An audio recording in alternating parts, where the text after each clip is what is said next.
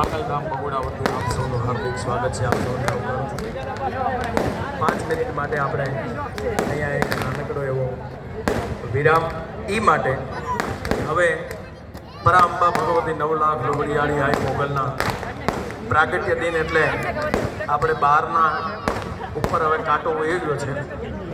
ગોળ માતાજીનો આપણે ત્યાં અન્ય